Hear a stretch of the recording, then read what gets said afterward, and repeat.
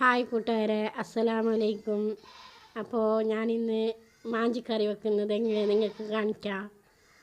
അപ്പോൾ ചട്ടി ചൂടായിട്ട് എണ്ണ ഒഴിച്ച് പനെണ്ണ ഒഴിച്ചിട്ട് അതിലേക്ക് നീരുള്ളി ഇട്ടിട്ട് നീരുള്ളി നല്ലോണം നമുക്ക് ചോപ്പ് ആവുന്നത് വരെ കായ്ക്കാം.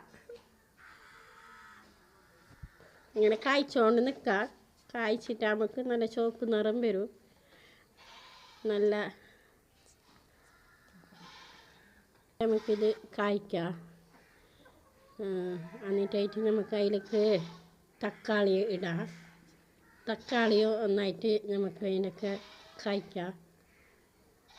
തക്കാളി കായ്ച്ചിട്ടായിട്ട് പച്ചമുളക് ഇടാം. പച്ചമുളക് ഒന്നായിട്ട് മിക്സായിട്ട് നമുക്ക് കായ്ക്കാം. വെളുത്തുള്ളി ഇടാന്നിട്ട് വെളുത്തുള്ളി ഇട്ടിട്ട് കറിച്ചപ്പലും ഇഞ്ചിയും അതിൻ്റെ ഒപ്പം ഇടാം. അത് നല്ല മിക്സിയിൽ കായ്ച്ചിട്ടായിട്ട് കുറച്ച് മഞ്ഞൾപ്പൊടി, കുറച്ച് കൊത്തമ്പാരി പൊടി മിക്സാക്കുക. ഒന്നായിട്ട് നമുക്ക് മിക്സാക്കിയിട്ട് ഞാൻ പുളി പൂത്തിയിട്ടുണ്ടായിന് മുളകിൻ്റെ വെള്ളത്തിൽ, അത് മിക്സിയിലേക്ക് ഒഴിച്ചിട്ട് മിക്സാക്കിയിട്ട് നല്ല ഒരു തിളക്കട്ട്. എന്നിട്ട് ഉപ്പിടാം.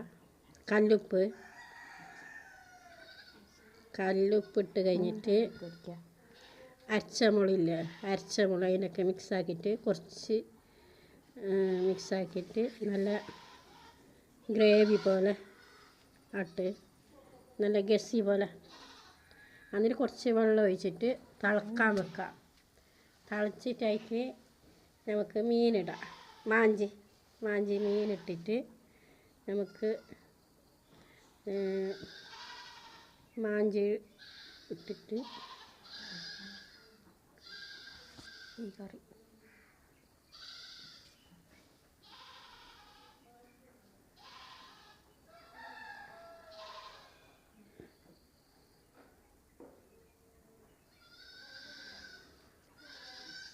ഒരു 5 മിനിറ്റ് മൂടി വെക്കാം.